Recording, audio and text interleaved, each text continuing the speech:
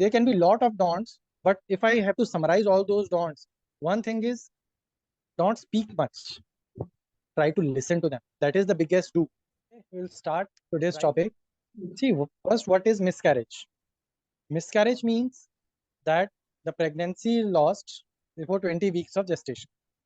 That is, lady got pregnant, but before 20 weeks, she lost the pregnancy spontaneously. It was not induced. Okay. Now, it becomes a very traumatic event or traumatic experience for both the couple, and obviously more so for the female. Now, this loss is similar to any loss, any significant loss that happens in our life. So it is known as grief. Okay. We'll start today's topic. See, first, what is miscarriage? Miscarriage means that the pregnancy is lost before 20 weeks of gestation. That is, lady got pregnant, but before 20 weeks, she lost the pregnancy spontaneously. It was not induced. Okay. Now, it becomes a very traumatic event or traumatic experience for both the couple, and obviously more so for the female. Now, this loss is similar to any loss, any significant loss that happens in our life. So it is known as grief. Grief means when you lose someone who is very close to you. See, prevalence wise, it states that with the age of, as the age of the female increases, chances of spontaneous abortion or miscarriage they increases. But still, by the between the age 25 to 35, around 10% of the pregnancies they end up in miscarriage. Okay, that's and this prevalence, a huge number.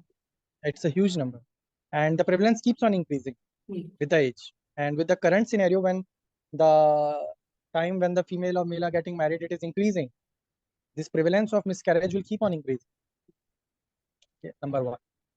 Number two, see, we also get cases in which the diagnosis is recurrent pregnancy loss. Yes.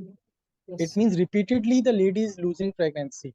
She achieves pregnancy, but termination of the pregnancy occurs before 20 weeks. Okay. So that is another condition, recurrent pregnancy loss, which is again traumatic. Now, why does miscarriage occur? Although this why is more of an area of OBG people or urologist people, but still, since we are talking, so very briefly I will touch. It could be genetic factors, or it could be mother health of the mother, maternal health condition, or it could be some structural abnormalities in the maternal uterus or other things. And sometimes it could be idiopathic. It means repeatedly pregnancy loss is happening, but the person or the couple doesn't know the cause. Now, as I said, the emotional reaction will be like a grief. So initially it will be anger toward God or toward themselves also sometimes. Then it may progress to depression. Okay, it may. I'm not saying it will. It may progress to depression or anxiety symptoms. Another interesting or some different phenomena that is seen in cases where female has recurrent abortion or recurrent pregnancy loss is happening, that is anxiety when she become pregnant next time. Understandable. Yeah, because last time she had lost the pregnancy, now she is very worried that what will happen, whether she will conceive, whether it will continue or not. So at that time, psychological help is a very important tool that they should seek. Before this stress reaches the threshold of anxiety disorder or a psychiatric disorder, they should take a help from a psychologist or a psychiatric social worker. Because once they reach the threshold of anxiety disorder or depressive disorder, then the treatment is medication. Then that will even worsen their anxiety that I am on medicine, whether it will affect the fetus or not. It is best that they should take the help in the initial phases on help of a psychologist or a psychiatric social worker. Dr. Rahul, the grieving period differs from person. The grieving period. Grieving period. It differs from person to person. So some are okay within a month or so, or at least they show they're okay. And some people carry on for months and months. I want to at least validate the feeling that grief is grief, and the duration of the grief doesn't define how big a loss it is. No, it doesn't define at all. Because there are various factors which can determine the duration of grief. Yes. It can be the social support system of the female or the couple. It can be their psychological backup or their coping abilities, Yes. or sometimes even the etiology of the loss. Means, suppose the etiology is very clear that this child was having a genetic problem, and even if it would have uh, born, the child would have born with multiple deformities. So this is very clear etiology, very clear prognosis. In this case, grief will be different from the cases where etiology is not clear that why it happened.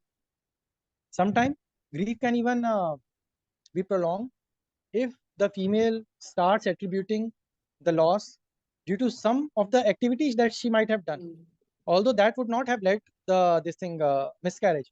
But if she starts attributing, for example, suppose she used to go to say exercise, not rigorous usual routine exercise, and she aborts, and she starts attributing that because I used to go, so it happened, then the grief will become very severe. Yes. And the guilt conscience.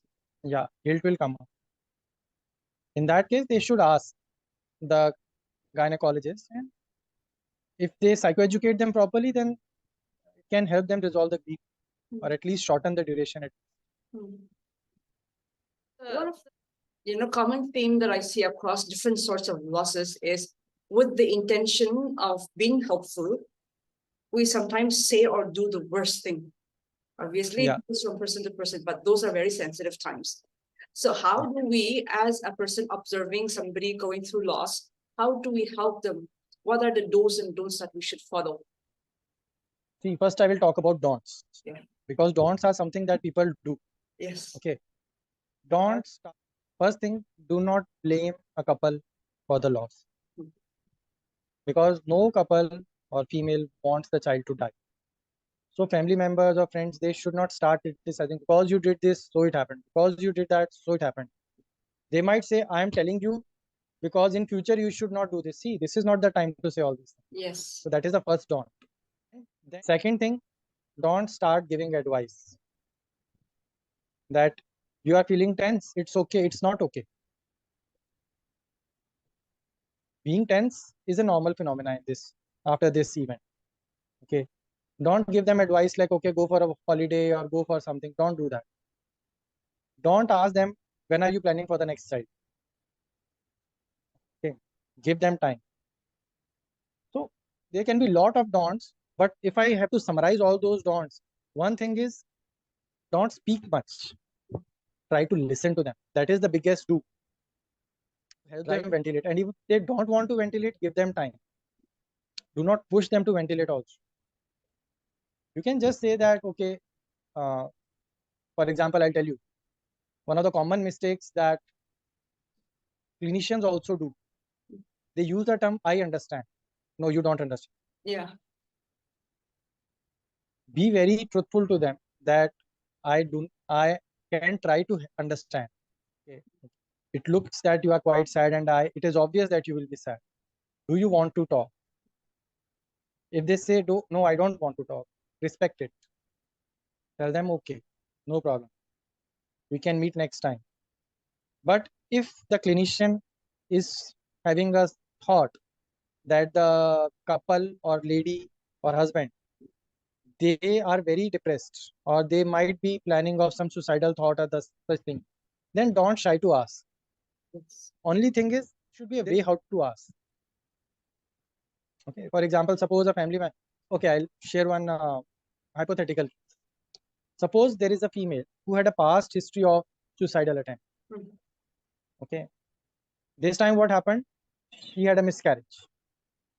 Now, family member might be worried that what if she attempts again because she looks distressed, she looks irritable, she looks sad. Then they can ask her. Only thing is how to ask. They should ask that, okay, suppose a mother is asking, I am your mother. You must be sad about the event. But being a mother, I'm concerned about you also. Can I ask you one question? If you take permission, they will give you the permission. She will say, yes, ask what happened. I'm worried that, are you getting thoughts of harming yourself? If so, please let me know. We can try to help you. You must be going through a very tough time. So the lady will open up Okay, so these are some red flag signs that one should be cautious. Otherwise, give them time. And the duration of time is different from couple to couple. Yeah, it is different. From couple to couple, from lady to lady, it is different. And no need to ask always. Yeah. For the family members, just by observing the grieving person, they can make out. In most of the cases, I'm not saying always, in most of the cases, they can make out whether the person is coming out of grief or not. They will notice that the person has started taking interest in daily interactions in the house. The person has started eating food. The person has started going to sleep. So just observation can also help. One other phrase that I hear many people use is, don't cry. No, one should cry. Cry. God has given the tears to cry only. Yeah. So what's harm in crying? Yeah.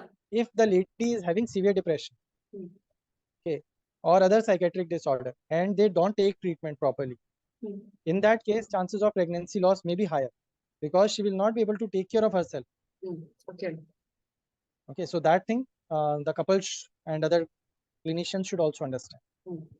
Some of the things that the family members, if they follow, it will be easier for them. This has been such an enlightening session, Dr. Rahul.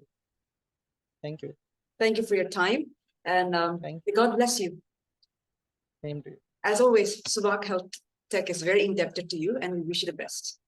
And we will connect again. Oh, thank you. All right. Bye-bye.